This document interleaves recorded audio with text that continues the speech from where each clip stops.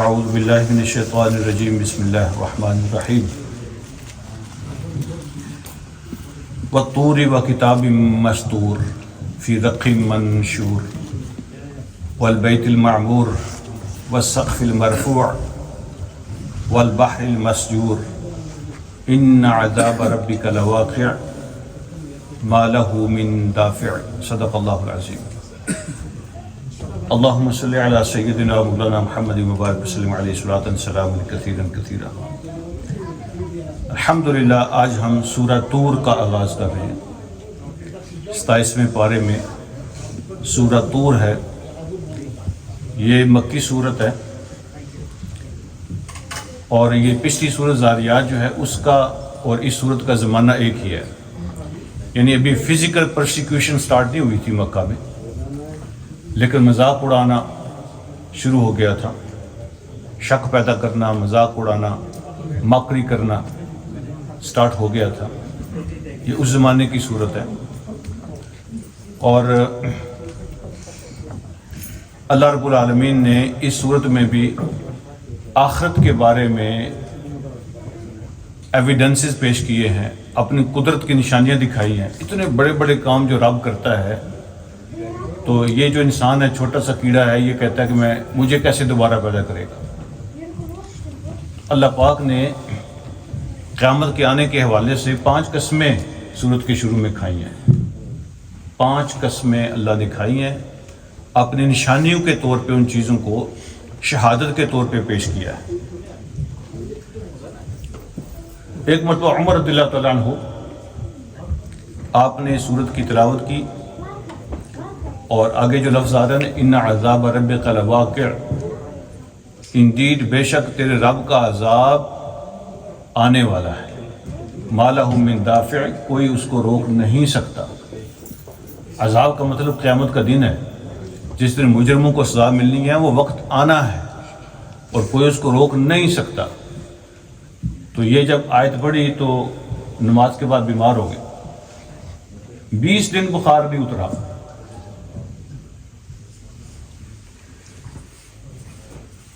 لوگ تیمارداری کرنے آتے تھے، کسی کو یہ پتہ نہیں ہوا کیا ہے۔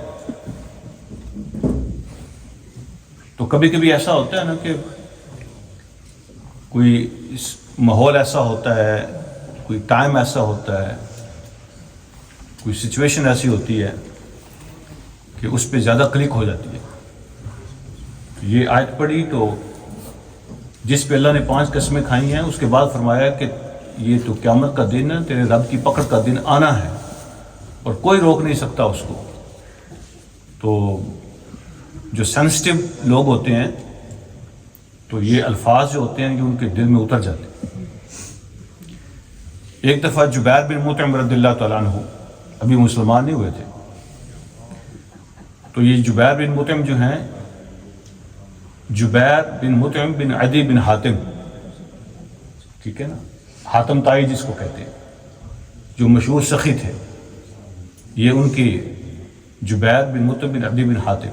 تو یہ جو حضرت جبیر ہیں، یہ مدینہ آئے تھے بدر کے قیدیوں کے بارے میں بات چیت کرنے کے لیے۔ بدر میں جو ان کے بندے پکڑے گئے تھے 70 لوگ، ان کے بارے میں بات چیت کرنے کے لیے آئے تھے مدینہ میں۔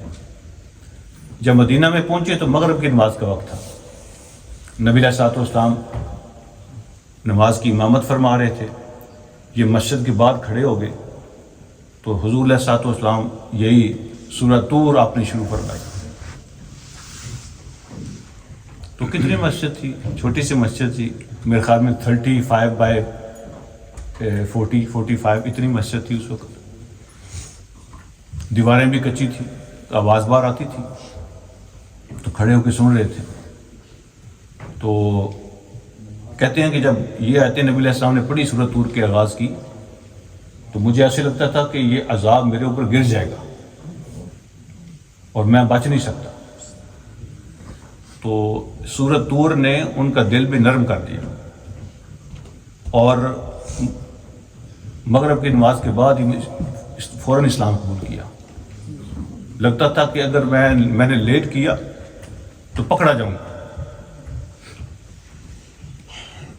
اللہ رب العالمین نے جو 5 قسمیں کہی ہیں، سب سے پہلے فرمایا وطور، اور طور کی قسم. یہ وہ مشہور پہاڑ ہے جس پہ موسیٰ علیہ السلام، جس کے دامن میں، جس کی ویلی میں، جس کو طوا ویلی کہتے ہیں، انک بالوادی المقدس طوا، تو یہ طور کی ویلی ہے. آج کل جو ہے یہ ایجپٹ کے اندر جو بارڈرز بن گئے ہیں، تو ابھی یہ ایجپٹ کے اندر ہے. لفظی مطلب وہ طور کا ہوتا ہے ایسا پہاڑ جس میں گرینری ہو، کوئی بھی پہاڑ جس میں گرینری ہو. لیکن جب الف لام آ جاتا ہے نا وطور، اس کا مطلب ہوتا ہے وہ اسپیسیفک ماؤنٹ طور، اللہ نے اس کی قسم کھائی ہے. تو اس کی ہسٹری، اس کی اہمیت، اس کی امپورٹنس، اس کی ایکسیلنس، تو اس کے لیے اس کی قسم کھائی ہے. اللہ نے اسی پہاڑ کے اوپر موسیٰ علیہ السلام کو تورات عطا فرمائی تھی. تو بالخصوص اللہ رب العالمین یہودیوں کو اور مکہ کے لوگوں کو بتا رہے ہیں کہ اس طور کی بڑی اہمیت ہے. نبوت بھی ادھر ہی ملی تھی، کتاب بھی ادھر ہی ملی تھی، اور 70 لوگ جو موسیٰ علیہ السلام اپنی قوم کے ساتھ لے کے گئے تھے توبہ کے لیے، تو ان کو ایسے لگتا تھا کہ یہ جو طور ہے یہ پہاڑ ہمارے اوپر گر جائے گا. تو ایسے خوف پیدا ہو گیا اور ادھر انہوں نے توبہ کی. تو یہ ساری ہسٹری وہ جانتے تھے، تو اس کی شان، اس کی اہمیت کی وجہ سے طور کی قسم کھائی. پھر فرمایا وہ کتاب مستور، وہ قسم ہے اس کتاب کی جو لکھی ہوئی موجود ہے. تو جو زیادہ مفسرین ہیں ان کا خیال یہی ہے کہ اس کا مطلب تورات ہے. اللہ رب العالمین نے لکھی ہوئی کتاب عطا فرمائی موسیٰ علیہ السلام کو، تختیوں پر لکھی ہوئی، ان رائٹنگ بک وہ دی تھی موسیٰ علیہ السلام. یہ جو کتاب قرآن ہے نا ہمارے پاس، یہ اللہ کریم نے حضور علیہ السلام کے دل پہ نازل فرمائی ہے، لکھی ہوئی نہیں دی، دل پہ نازل فرمائی ہے. جو پہلے کتابیں ہیں وہ اللہ پاک نے لکھی ہوئی دی ہیں انبیاء کو. وہ کتاب مستور، اور اس کتاب کی قسم جو لکھی ہوئی اللہ نے دی. مستور یہ سطر سے ہے نا، ہم لفظ استعمال کرتے ہیں 1 سطر 2 سطر، تو سطر کا معنی بھی لکھنا ہے، مستور وہ لکھی ہوئی. تو اللہ پاک نے تورات کی طرف توجہ دلائی ان کی کہ یہ ساری باتیں تمہاری کتاب کے اندر بھی لکھی ہوئی ہیں. قیامت کے بارے میں کیا ہوگا اس دن، وہ بھی ساری لکھی ہوئی ہے. اس کو چھپاؤ نہیں، اس کو پڑھو. تمہاری اپنی کتاب کے اندر یہ ساری باتیں لکھی ہوئی ہیں. فی رق منشور، وہ کتاب جو باریک جھلی کے اندر پھیلا دی گئی ہے لکھ کے. تو رق کہتے ہیں اصل میں جو ہرن کا چمڑا ہوتا ہے نا، ہرن کا چمڑا، اس کو اسپیسیفکلی لکھنے کے لیے تیار کیا جاتا تھا پرانے زمانے میں. اس کو صاف کر کے، اس کو باریک کر کے. رق کا معنی ہوتا ہے باریک پیپر یا باریک چیز جو لکھنے کے لیے بنائی جاتی ہے. آج بھی یہ انڈسٹری موجود ہے عرب کے مختلف، یمن میں، مصر میں، سیریا میں یہ انڈسٹری موجود ہے کہ مختلف جو درخت ہیں ان کا چھلکا اتار کے رق بنائی جاتی ہے، چمڑے سے بھی رق بنائی جاتی ہے.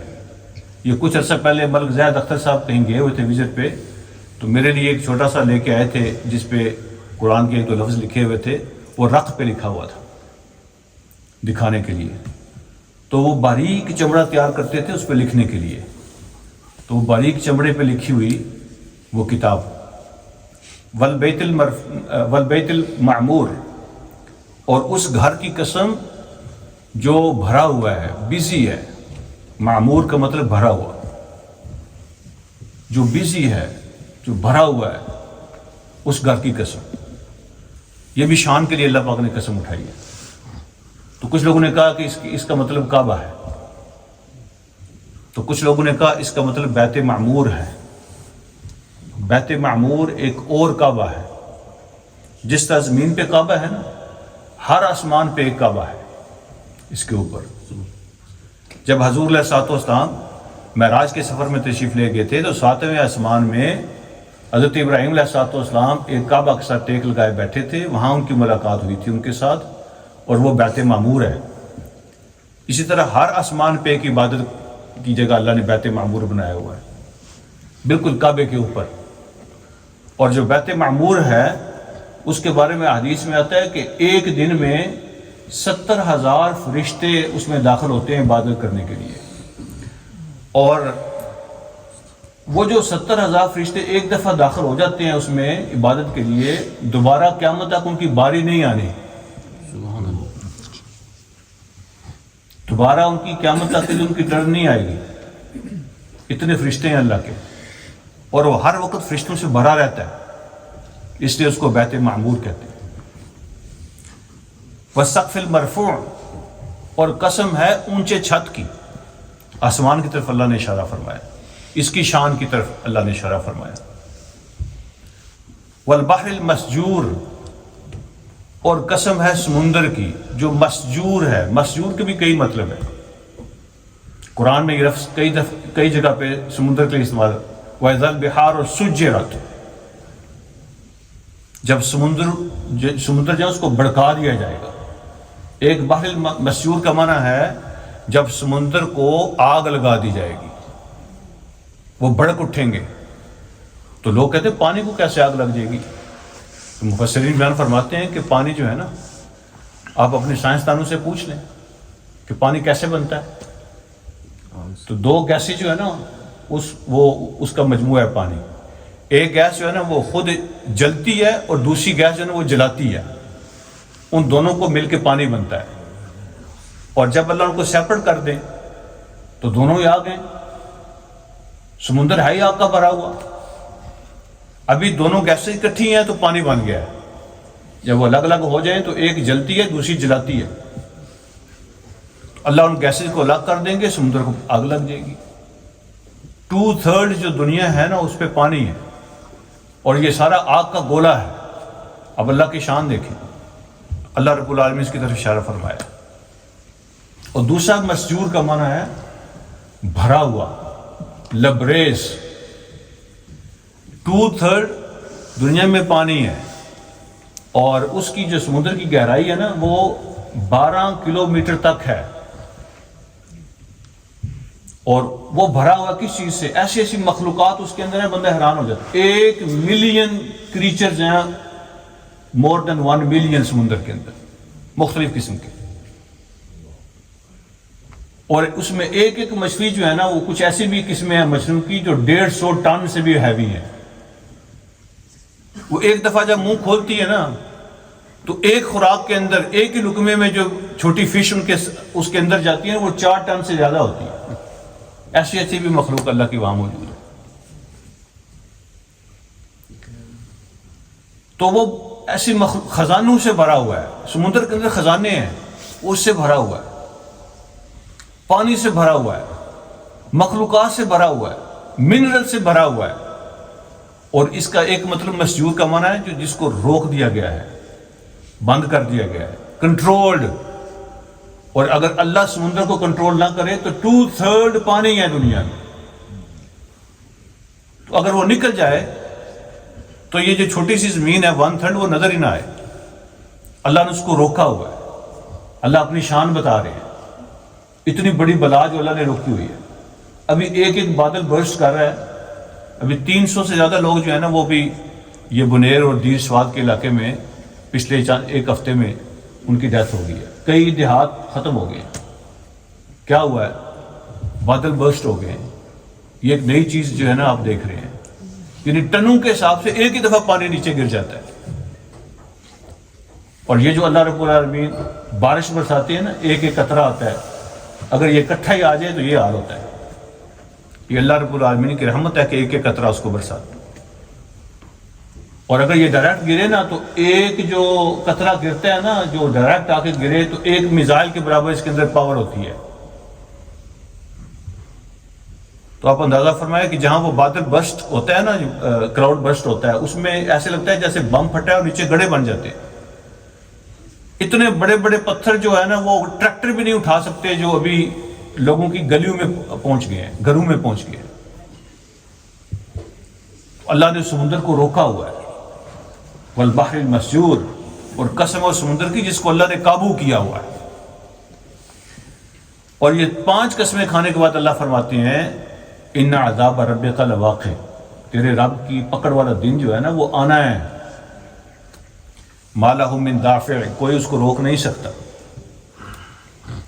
اور پھر قرآن کی جو ہے نا وہ آپ ردم اگر آپ پڑھیں نا اس کو تو چیک کریں، قرآن کی بعض آیات کے اندر بڑا ردم ہے، اس کے اندر بھی ایک بڑی موسیقی ہے، اس کے اندر ایک میلوڈی ہے۔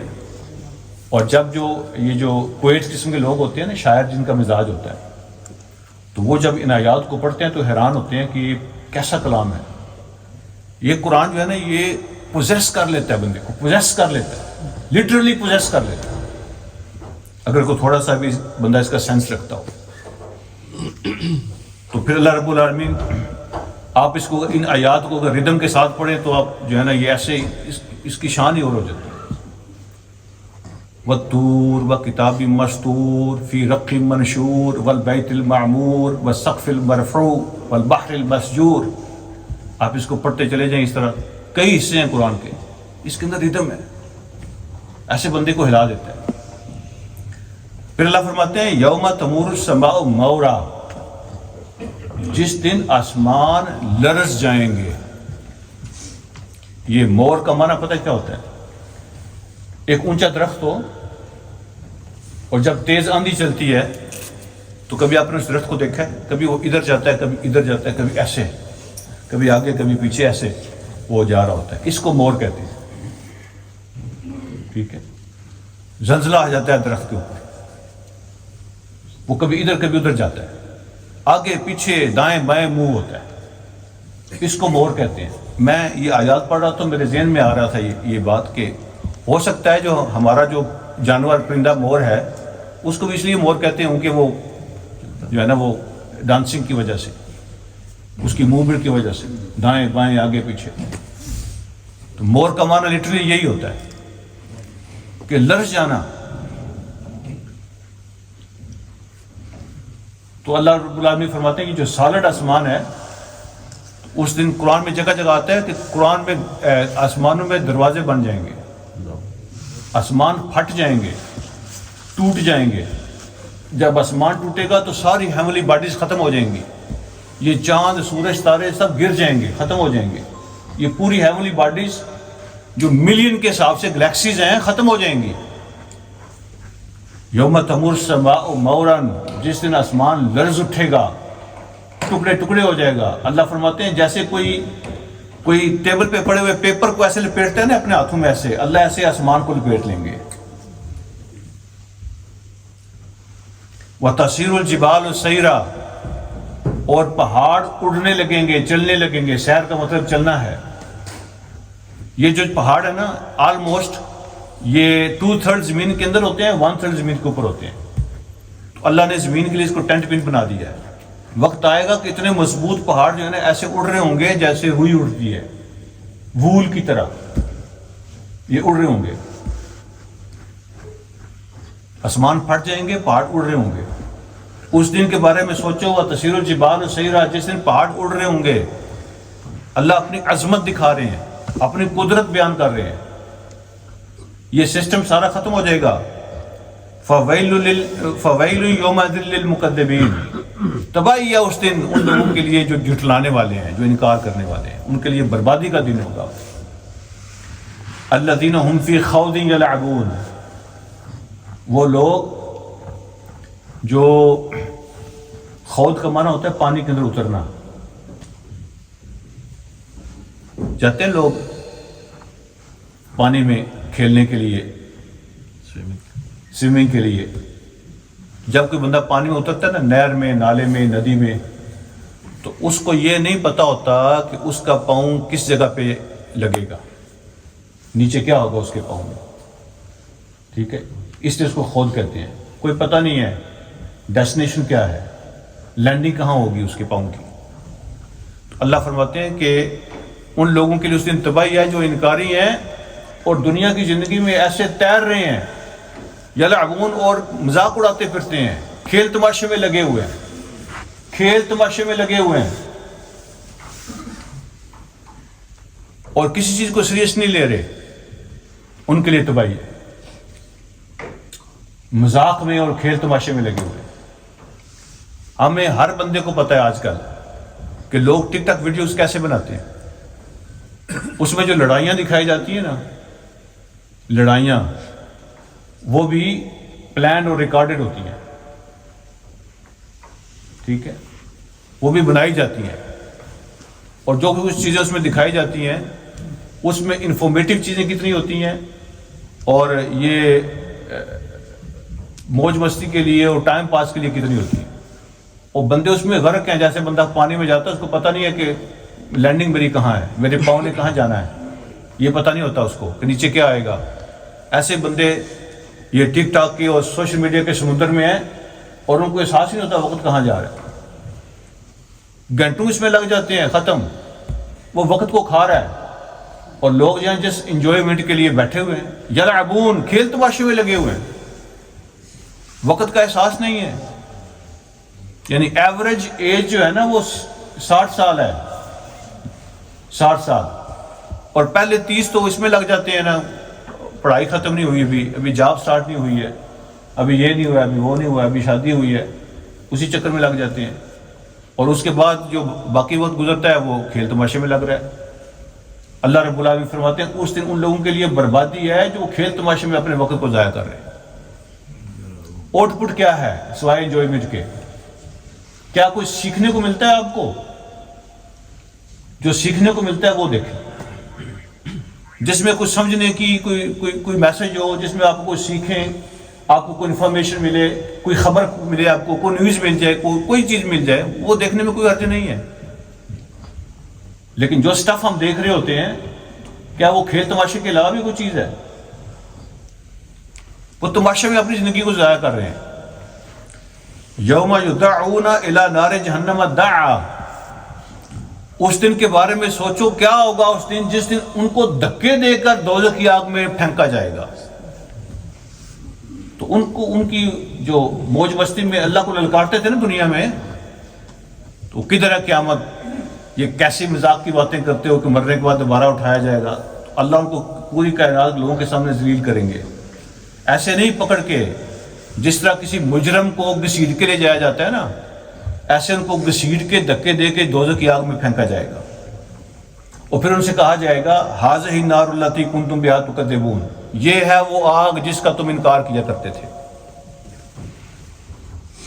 یہ جنت دوزخ کہانیاں ہیں، اللہ فرمائیں گے یہ ہے وہ آگ جس کو تم کہانیاں کہا کرتے تھے۔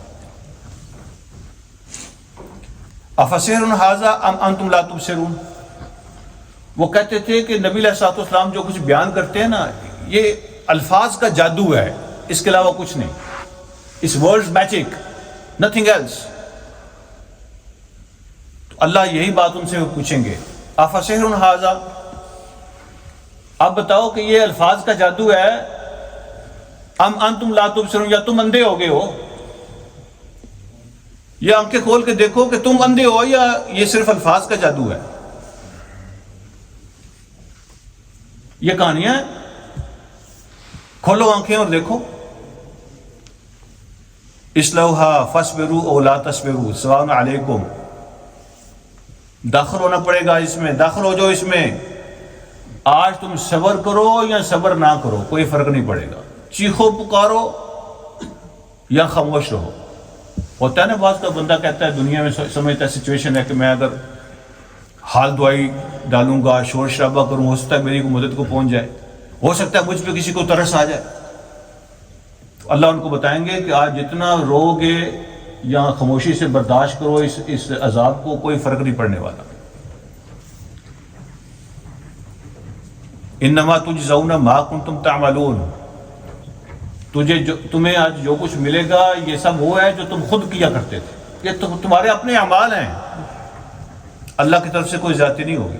آج تمہیں جو کچھ ملے گا، ریوارڈ تمہیں جو کچھ ملے گا، بدلہ تمہیں جو کچھ مل رہا ہے، یہ وہ کچھ ہے جو تم خود کیا کرتے تھے، یہ سب تمہارے اپنے اعمال کا نتیجہ ہے، کانسیکوینسز ہیں۔ اب اللہ رب العالمین نے یہ ادر سائڈ دکھائی ہے، سبحان اللہ، یہ قیامت والوں کا جو انکار کرنے والے تھے ان کی تصویر دکھائی ہے۔ اب وہ لوگ جو اقرار کرنے والے ماننے والے ہیں ان کی تصویر دکھائی. آغاز کہاں سے کیا ہے؟ ان المتقین فی جنات و نعیم، بے شک تقوی والے متقی لوگ وہ باغوں میں ہوں گے اور نعمتوں میں ہوں گے. یہ متقی کیا ہوتا ہے؟ متقی کس کو کہتے ہیں؟ ہم جو ہے نا یہ یعنی ایک لفظ ہم نے یاد کیا پرہیزگار، ٹھیک ہے، گاڈ فیئرنگ، آگے بڑھ جاتے ہیں. یہ ایک لفظ سے اس کے میننگ نہیں سمجھ آ سکتے. متقی اس کو کہتے ہیں کہ جو اللہ کو ناراض کرنے والے ہر کام سے بچتا ہے.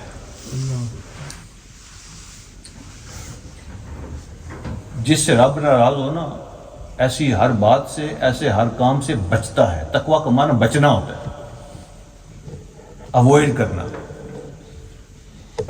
متقی اس کو کہتے ہیں جو ہر اس کام سے اوائڈ کرتا ہے، ہر اس بات سے اوائڈ کرتا ہے، ہر اس ایکشن سے اوائڈ کرتا ہے جس سے وہ سمجھتا ہے اس سے میرا رب ناراض ہو جائے گا. آپ خود اندازہ کر لیں کہ جو اس کو ناراض نہیں کرنا چاہتا وہ اس کی ہر بات فالو کرتا ہے. تقویٰ کا معنی یہ ہوتا ہے کہ اللہ کو ناراض کرنے والے ہر کام سے بچنا.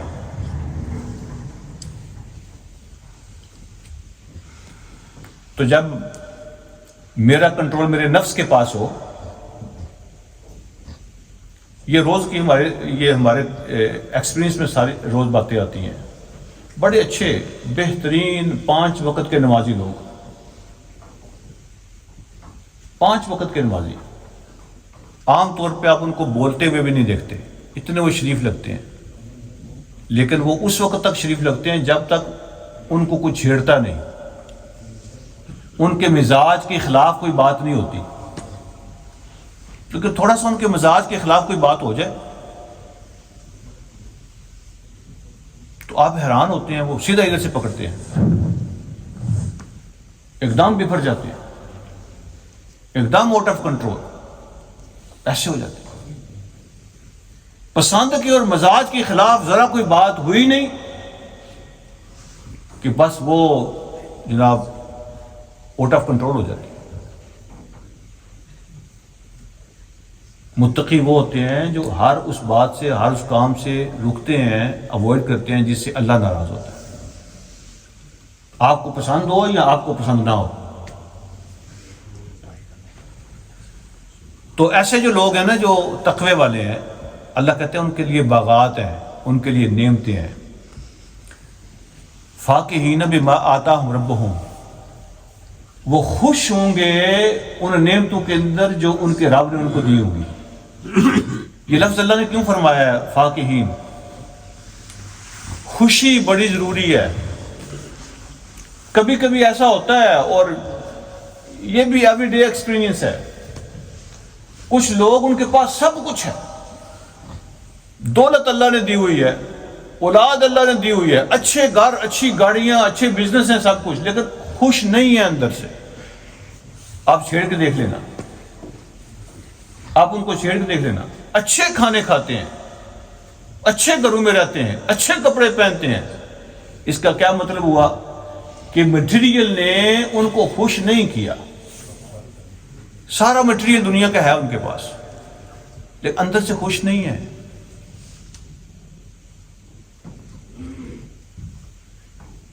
یہ خوشی جو ہوتی ہے نا، اس کا تعلق یہ ہارڈ ویئر کے ساتھ نہیں ہوتا، اس کا تعلق بندے کی روح کے ساتھ ہوتا ہے، سافٹ ویئر کے ساتھ اس کا تعلق ہوتا ہے. یہ چیزوں سے نہیں بنتی، خریدی نہیں جا سکتی. میں نے شاید پہلے بھی آپ کو کئی دفعہ یہ واقعہ سنایا ہوگا کہ 4 بیٹے ہیں اس بندے کے، یہ ریئل سٹوری ہے، اور پاکستان میں ایک بڑے کینٹ ایریا میں رہتا ہے، اور ہر بچے کی اپنی اپنی کوٹھی ہے، ہر بچے کی اپنی اپنی کوٹھی ہے. ایک دن امام صاحب کے پاس مسجد میں آتا ہے اور آ کے کہتا ہے کہ میرے لیے دعا کرنا، اللہ مجھے سکون عطا فرمائے. تو وہ کہتے ہیں کہ ابھی آپ کو کیا چاہیے؟ آپ نے اپنی اتنی زبردست زندگی گزاری ہے، ٹھیک ہے، بزنس، عہدے، منصب، اللہ نے 4 بیٹے دیے ہیں، چاروں کے الگ الگ پیلس بنے ہوئے ہیں، بڑی، ہم تو بڑی جو ہے نا دیکھتے ہیں، آپ کو تو جیلسی فیل ہوتی ہے، آپ کہتے ہیں کہ میرے لیے اور دعا کرنا. تو اس نے کہا کہ یہ 4 بچے جو میں نے پالے ہیں نا، تو دنیا کو کچھ اور نظر آتا ہے، لیکن میں سوچتا ہوں کہ اس کی جگہ پہ میں 4 کتی کے بچے پالتا تو مجھے ثواب ہو جاتا. تو بعض کو نظر ایسے آتا ہے کہ اس کے پاس تو سب کچھ ہے لیکن خوشی نہیں ہوتی. خوشی کسی اور چیز کا نام ہے. اور بعض لوگ آپ نے دیکھے ہوں گے روڈ پہ سوتے ہیں، ٹکڑے کھا لیتے ہیں، لیکن وہ خوش ہوتے ہیں. خوشی کا تعلق مٹیریل کے ساتھ نہیں ہے. سب کچھ کھا کے بھی بندہ خوش نہیں رہ سکتا. اللہ فرماتے ہیں کہ جنت کی جو سب سے بڑی نعمت ہے نا وہ خوشی ہے، سیٹسفیکشن ہے. جو کچھ ان کے رب نے ان کو دیا ہوگا اس خوش ہوں گے اس کے اندر. یہ سب سے بڑی نعمت ہوتی ہے کسی کو نصیب ہو. اور اپنے ہائیسٹ فارم کے اندر جنت کے اندر ہوگی. دنیا میں ٹمپریری ہوتی ہے، کبھی ہوتی ہے کبھی نہیں ہوتی، لیکن اپنی ہائیسٹ فارم کے اندر فار ایور جنت کے اندر ہوگی. اللہ نے اس کا ذکر کیا ہے انعامات میں، فاکہین بما آتاہم ربہم. اور پھر اللہ فرماتے ہیں یعنی ایک اور بڑی نعمت، وَوَقَاهُمْ رَبُّهُمْ عَذَابَ الْجَحِيمِ، اور ان کا رب ان کو دوزخ کے عذاب سے بچا لے گا. یہ بھی نعمت ہے، یعنی تکلیف سے بچا لینا، عذاب سے بچا لینا. اللہ رب العالمین نے جنت کی نعمتوں میں سے ایک نعمت ذکر کی ہے. تکلیفوں سے بچ جائے گا، عذاب سے بچ جائے گا. یہ بچ جانا بھی بڑی نعمت ہے. اللہ نے جنت کی نعمتوں میں اس کا بھی ذکر کیا کہ ان کا رب ان کو، جس کو پنجابی میں کہتے ہیں نا تتی ہوا نہیں لگے گی، انہوں نے، اللہ ان کو تتی ہوا نہیں لگنے دے گا. گرم جہیم، کھولتے ہوا پانی، سٹیم، گرم ہوا، اللہ اس کے ان سے بچا لے گا. یہ بھی اللہ کی نعمت ہے. اور وہاں اعلان ہوگا اللہ کی طرف سے کلوا واشربوا ہنیئا، کھاؤ پیو مزے کرو. ہنیئا کا معنی ہوتا ہے، یہ ہنی ہے جو عربی کی ہنی ہے نا وہ انگلش والی ہنی ہے، ٹھیک ہے. کلوا واشربوا ہنیئا، کھاؤ پیو اور مزے اڑاؤ. اور ساتھ یہ فرمایا گا اللہ بما کنتم تعملون. یہ جو بما ہے نا اس کا مطلب یہ ہوتا ہے اس کی وجہ سے جو کام تم نے کیے تھے، اس کی وجہ سے جو تم کام کیا کرتے تھے دنیا میں، اعمال کیا کرتے تھے، یہ ان کی وجہ سے ہے. کھاؤ پیو اور مزے کرو. اچھا، بعض لوگ سمجھتے ہیں کہ جو جنت ملے گی یا نعمتیں ملیں گی نا وہ ہمارے اعمال کا بدلہ ہے. بدلہ نہیں ہے، بدلہ نہیں ہے. ہمارے اعمال تو دنیا میں اللہ کی ایک نعمت کا بھی بدلہ نہیں بن سکتے. ایک گلاس پانی کا پوری زندگی کی کمائی ایک گلاس پانی کی قیمت نہیں بن سکتی. پوری زندگی کے نیک اعمال. تو یہ بیما کا معنی کیا ہے؟ یہ جو کچھ ہم دنیا میں کرتے ہیں نا یہ اس کا بدلہ نہیں ہے. اللہ فرماتے ہیں بما کنتم تعمل، اس کی وجہ سے جو تم کیا کرتے تھے. یہ دنیا کے اعمال سبب بنیں گے، اللہ دے گا اپنے فضل سے. اعمال سبب بنیں گے. یہ ہمارے اعمال کی کمائی نہیں ہوگی، ہمارے اعمال کی کمائی نہیں ہوگی، یہ اس کا بدلہ نہیں ہوگا، یہ اس کی وجہ سے ہوگا. اعمال کو اللہ ریزن بنا لیں گے. اور جو تم نے جو کچھ بھی کیا ہے میں خوش ہوں اس پہ. تم آتے تھے نا، تم یہ کرتے تھے، تم وہ کرتے تھے، تم وہ کرتے تھے، چلو میں خوش ہو گیا ہوں، یہ لو. یہ اس کی وجہ سے مل جائیں گے، بدلہ نہیں ہوگا اس کا. بدلہ تو جنت کا بدلہ تو ہم دے ہی نہیں سکتے. اور پھر اللہ فرماتے ہیں متکئین علی سرر مصفوفہ، تکیے لگائے. متکئین کا معنی ٹیک لگائے، تکیہ لگائے، بڑے بڑے تکیے رکھے ہوں تھرون کے اوپر، اس کو کہتے ہیں متکئین. ٹیک لگا کے ایسے نوابوں کی طرح بیٹھے ہوں گے، لائن میں لگے ہوں گے نا، جو تخت بچھے ہوں گے اس کے اوپر ٹیک لگا کے بیٹھے ہوں گے. وَزَوَّجْنَاهُمْ بِحُورٍ عِينٍ، اور ہم ان کے جوڑے بنا دیں گے، پیر بنا دیں گے موٹی موٹی آنکھوں والی خوبصورت عورتوں کے ساتھ. یہ حور کا جو کانسیپٹ ہے نا، تو یہاں قرآن نے زوجناہم بحور عین کہا، بحور عین، کہ اس کا جوڑے بنا دیں گے. تو مفسرین جو ہے نا، وہ ایک اوپینین یہ ہے کہ وہ ساری خدمت کے لیے، رونق کے لیے ہوں گے. اور جو حوروں کی اچھا یہ حور جو ہے نا، یہ جنت کی مخلوق ہے، بائی ڈیفالٹ جنت میں ہے. اب میری بات سمجھ رہے ہیں؟ حور جنت کی مخلوق ہے، بائی ڈیفالٹ جنتی ہے. اور یہ مسلمان ایمان والی عورت جو ہے نا، اس نے جنت جو ہے نا وہ اپنے عملوں کی وجہ سے حاصل کی ہے. اللہ نے اس کو دی ہے اس کے عملوں کی وجہ سے، گویا کہ اس نے کمائی ہے. اور جو حور ہے وہ رہتی جنت میں ہے. تو بڑا پھر کون ہوا؟ وہ جو قیمت دے کے لیتا ہے، وہ جس کو فری میں ملتی ہے. قیمت دے کے لیتے ہیں نا جو، ان کا درجہ ہمیشہ بڑا ہے. تو جو نیک عورتیں ہیں ایمان والی، وہ سردار ہوں گی ان حوروں کی بھی. جنت کی حور تو اس کے سامنے کچھ بھی نہیں ہے. مومن عورتوں کے مقابلے میں جنت کی حور کچھ بھی نہیں ہے، نو کمپیریزن. اور وہاں پہ جو جتنے بھی حوروں کی خوبصورتیاں بیان کی جاتی ہیں نا، یہ خطیب لوگ بیان کرتے ہیں حوروں کی خوبصورتیاں، کہ اس کی پنڈلیاں ایسی ہوں گی، اس کے لباس ایسے ہوں گے، دوپٹہ چھٹکے تو پوری دنیا میں خوشبو پھیل جائے. یہ حور کے لیے ہے. اور جو مومن عورت ہے نا، حور اس کا مقابلہ کر ہی نہیں سکتی. اس لیے وہ میں سن رہا تھا، کوئی کہہ رہا تھا کہ ایک دفعہ کسی کلاس میں یہ ٹیسٹ ہوا امریکہ میں، کہ وہ مرد بھی تھے عورتیں بھی تھیں. تو ان کو پیپر دیے کہ آپ لکھ کے دو کہ جنت میں آپ کو کیا چاہیے. یہ ٹیسٹ تھا. سوال یہ تھا کہ جنت میں آپ کو کیا چاہیے. تو مرد جو تھے نا، انہوں نے فٹافٹ 3 منٹ کے اندر ہی پیپر واپس کر دیا. اور جو میجارٹی نے لکھا ہوتا ہے وہ تو ہمیں حوریں چاہیے. اور جو عورتیں ہیں نا، وہ اپنا پورا ٹائم لگا رہی تھی، اوور ٹائم مانگ رہی تھی، ایک کے بعد دوسری شیٹ لے رہی تھی، دوسری کے بعد تیسری شیٹ لے رہی، وہ لکھتی جا رہی تھی. اور اس میں انہوں نے لکھا تھا یہ بھی وہ بھی، یہ ساری چیزیں جو ہے نا مختلف ہمیں جنت کے اندر ہم خواہش ہے کہ یہ ملے. ٹھیک ہے، یہ جس ماحول اور معاشرے میں ہم رہتے ہیں نا، اس کی وجہ سے ہمارے ذہنوں پہ یہ چیزیں چھائی ہوئی ہیں. اور کوئی شوق ہی نہیں ہے.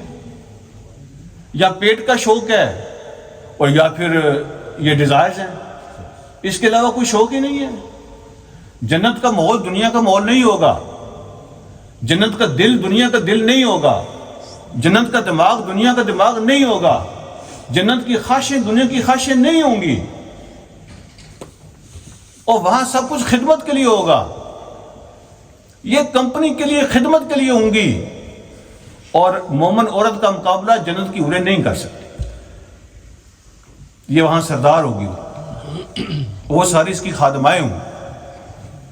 اینی اس پہ زیادہ وقت نہیں لگاتے. والذین آمنوا واتبعتهم ذریتهم بایمانہم الحقنا بہم ذریتہم. سبحان اللہ. یہ آیت جو ہے نا غور سے سنیں. وہ لوگ جو ایمان لائے اور ان کی اولاد نے ان کو فالو کیا ایمان کے اندر، ان کی اولاد ان کے نقش قدم پہ چلی. ٹھیک ہے، وہ لوگ جو ایمان لائے اور ان کی اولاد بھی ان کے نقش قدم پہ چلی، ان کو فالو کیا ایمان کے ساتھ. اللہ کہتے ہیں الحقنا بہم ذریتہم، ہم ان کو ان کی اولاد کے ساتھ ملا دیں گے. ملا دیں گے. کیسے ملا دیں گے؟ ماں باپ جو ہے نا وہ نیک ہیں، تو وہ جنت کے جو ہے نا، اب کہہ لیں کہ بہت اللہ نے ان کو پیلس دیا ہے. لیکن اولاد بھی ایمان والی تھی، لیکن ماں باپ کے جتنے اعمال نہیں کیے تھے، وہ کہیں نیچے کسی فلور میں رہتے ہیں. اب اللہ ان کو ملائیں گے تو جنت کے اندر کسی اونچے درجے کو نیچے نہیں کیا جائے گا. یہ جنت کی شان کے خلاف ہے. یہ اللہ کے عدل کے خلاف ہے. اللہ کی شان کے خلاف ہے کہ جن کو اللہ اوپر والا درجہ دے ان کو نیچے لے آئے. ایسا نہیں ہوگا. الحقنا بہم ذریتہم، اب اللہ نے ان کی اولاد کو ان کے ساتھ ملانا ہے، تو پھر کیا ہوگا؟ اللہ نیچے والوں کو اوپر لے جائیں گے. تو نیک جو ماں باپ ہے نا، ان کی اولاد بھی اگر ایمان والی ہوئی، اللہ نیچے والوں کو اوپر لے جائیں گے. اور اگر ادر وے راؤنڈ ہوا کہ اولاد بہت نیک تھی، وہ اللہ ان کو اونچے محل دے دیے، اور ماں باپ کے اعمال جو ہے نا وہ کم تھے ایمان والے، وہ کسی نچلے درجے میں ہوں گے، اب اللہ ان کو ملائیں گے. اگین اوپر والوں کو اللہ نیچے نہیں لائیں گے، نیچے والوں کو اوپر لے جائیں گے اور ان کو وہاں اکٹھا کریں گے. بھائی مسئلہ یہ ہے کہ اپنی اولاد کو ایمان سکھاؤ. اگر آپ ذرا ان کے ساتھ سنسیئر ہیں تو ان کو ایمان سکھاؤ. یہ ٹرینڈی چیزوں سے جنت نہیں ملتی، جنت اعمال سے ملتی ہے. ٹرینڈی چیزوں سے نہیں ملتی، اعمال سے ملتی ہے. تو اللہ فرماتے ہیں کہ وَاتَّبَعَتْهُمْ ذُرِّيَّتُهُمْ بِإِيمَانٍ، جن کی اولاد ان کو فالو کیا ہوگا ایمان کے اندر، اللہ ان کو اکٹھا کرے گا. ایمان ہوگا تو وہاں ساتھ ہو جائے گا، ایمان ہی نہیں ہوگا تو داخلہ کیسے ہوگا جنت میں؟ تو ہماری محنت تو ایمان کے اوپر ہے ہی نہیں. ہم بچوں کو تو ایمان سکھانا ہماری لسٹ میں شامل نہیں ہے. وہ کہتے ہیں امام صاحب سکھا دیں گے، ہم فیس دے دیں گے. ایمان ایسے نہیں ہوتا. بچے ماں باپ کو فالو کرتے ہیں، بچے اپنے بہنوں بھائیوں کو فالو کرتے ہیں، بچے اپنے گھر کے ماحول کو فالو کرتے ہیں. یہ امام کے سکھانے سے نہیں سیکھتے، یہ مسجد سے صرف نہیں ہوتا کام. یہ سپورٹیو ہیں سارے، کتابیں بھی سپورٹ کرتی ہیں، امام بھی سپورٹ کرتے ہیں، مسجد بھی سپورٹ کرتی ہے، یہ مجلسیں بھی سپورٹ کرتی ہیں. یہ سپورٹیو ہیں سارے. لیکن ایک بچہ اگر مسجد میں 2 گھنٹے کے لیے آیا ہے اور اس کے ابو اور اس کی امی باہر اس کا ویٹ کر رہے ہیں، اور جیسے ہی وہ گاڑی میں جاتا ہے وہ ایسے سیٹ پیچھے کر کے بیٹھے ویٹ کر رہے ہیں، نماز کے لیے اندر نہیں آئے، تو بچے کو استاد نے کہا کہ آپ نے نماز پڑھ کے جانا ہے، یہ لازمی ہے. اس کو پتہ ہے میری امی باہر ہے، میرا ابو باہر ہے، وہ میرا ویٹ کر رہے ہیں. اس کو پتہ ہے روزانہ ایسے ہی ہوتا ہے، تو میرا ویٹ کر رہے ہیں. وہ جلدی جلدی نماز پڑھے گا، دوڑ کے جائے گا. وہاں میوزک لگا ہوا ہے، گاڑی کے اندر میوزک چل رہا ہے، تو وہ کیا سوچتا ہے کہ یہ نماز ایک جرمانہ ہے، ایک مصیبت ہے جو میرے ٹیچر نے ڈالی ہوئی ہے. اگر کہ ضروری ہوتی تو میرے ابو بھی پڑھ لیتے. ٹھیک ہے. اور جو کچھ وہ ٹوٹا پھوٹا مسجد میں 2 گھنٹے میں سیکھتا ہے، گھر جانے تک ختم ہو جاتا ہے. میوزک لگا ہوا ہے. ٹھیک ہے. اور یہاں ہم اس کو کہتے ہیں بیٹی کو کہ بیٹی سکارف لینا ہے، اور اس کی والدہ اس کو پک کرنے آئی ہوتی ہے، وہ فل میک اپ کے اندر ہوتی ہے، اور جو ہے نا وہ جس کو کہتے ہیں 3 پیس ان کی لسٹ میں ہی نہیں ہے، 2 پیس ڈریس ہے اونلی. تو بچی کیا سوچتی ہے، یہ مسجد نے مجھے مصیبت ڈالی ہوئی ہے، ضروری ہوتا تو میری امی کیوں نہیں لیتی. تو اپنی اولاد کو ایمان سکھاؤ، جنت میں اکٹھے ہو گئے. یہ فیشن سے نہیں جنت ملتی، کام سے ملتی ہے. اللہ فرماتے ہیں وَمَا أَلَتْنَاهُمْ مِنْ عَمَلٍ مِنْ شَيْءٍ، ہم ان کے کسی عمل میں سے کمی نہیں کریں گے. جو اونچے کو نیچے نہیں لائیں گے، ہم نیچے والوں کو پڑھے، ہم ان کے کسی کام میں کوئی کمی نہیں کریں گے، زیادہ دیں گے. اور اگلی بات سن لیں، كُلُّ امْرِئٍ بِمَا كَسَبَ رَهِينٌ، ہر بندہ مقروض ہے، ہر بندہ مقروض ہے، پکڑا ہوا ہے. اب اس نے اپنے وہ قیدی ہے، اس نے اپنے آپ کو چھڑانا ہے اپنے کام کر کے، عمل کر کے. نبی علیہ الصلوۃ والسلام فرماتے ہیں کہ جب ہر روز صبح آپ اٹھتے ہیں تو آپ کی پوری باڈی پہ صدقہ واجب ہوتا ہے. 360 جوائنٹ ہیں آپ کی باڈی کے، ہر جوائنٹ کے عوض آپ نے صدقہ کرنا ہوتا ہے. ٹھیک ہے. اچھی بات کہنا بھی صدقہ ہے، اللہ کا نام لینا صدقہ ہے، نیکی کرنا صدقہ ہے، قرآن پڑھنا صدقہ ہے، نماز پڑھنا باڈی کا صدقہ ہے. جو کام آپ کسی کو یہ رستے سے کوئی چیز ہے نا اس کو ہٹا کے سائڈ پہ کسی کو تکلیف نہ ہو، یہ بھی صدقہ ہے. مسکرا کے ملنا، سلام کہنا بھی صدقہ ہے. تو یہ ہر روز 360 صدقے کرنے ہوتے ہیں. یہ آپ کی باڈی قید میں ہوتی ہے. اللہ فرماتے ہیں کہ کُلُّ امْرِئٍ بِمَا كَسَبَ رَهِينٌ، ہر بندہ قیدی ہے، آپ نے چھڑانا ہے اپنے آپ کو. پیمنٹ کرو تو اپنے آپ کو آزاد کراؤ. تم قیدی ہو. جس طرح جس میں شوگر ہوتی ہے نا، آپ نے اس کو جلانا ہے، اس کو برن آؤٹ کرنا ہے. واک کرو، ایکسرسائز کرو تاکہ برن آؤٹ ہو جائے. آپ قیدی بن گئے ہیں شوگر کے. جیسے قرض لے لیا آپ نے، گاڑی دے دی ہے کسی کو، اپنی جو ہے نا وہ موبائل دے دی ہے، کلاک اپنی واچ دے دی ہے، یہ رکھ لو یار میں پیسے واپس کروں گا تو لے لوں گا. اب جب آپ پیسے واپس کرتے ہیں نا تو پھر آپ اپنی چیز لے لیتے ہیں. اس کو کہتے ہیں رہین.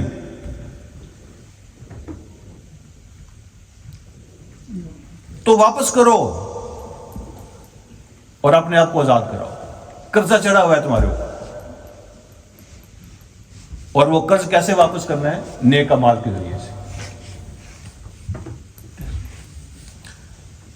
جی ختم کرتے ہیں، باتیں تو بہت ہیں کرنے والی. وَأَمْدَدْنَاهُمْ بِفَاكِهَةٍ وَلَحْمٍ مِّمَّا يَشْتَهُونَ، اور ہم دیتے چلے. امداد کا مطلب ہوتا ہے لمبا کرنا، ایکسٹینڈ کرنا، پرولانگ کرنا. ٹھیک ہے. امددناہم بفاکہۃ ولحم مما یشتہون، اور ہم ان کو دیتے چلے جائیں گے، دیتے رہیں گے میوے اور پرندوں کے گوشت اور جو کچھ وہ پسند کرے. اگر آپ چاہیں گے نا کہ پرندے کا گوشت ہو، چھوٹی چھوٹی بوٹیاں ہوں اور ایسے جو ہے اتنا مسالہ لگا ہوا ہو اور پراپر روسٹڈ ہو، اسی وقت کٹا ہوا روسٹڈ آپ کے سامنے پیش کیا جائے، آپ کہیں جانا نہیں پڑے گا. جو چاہیں گے اللہ کہتے ہیں ان کو دیتے چلے جائیں، دیتے چلے جائیں.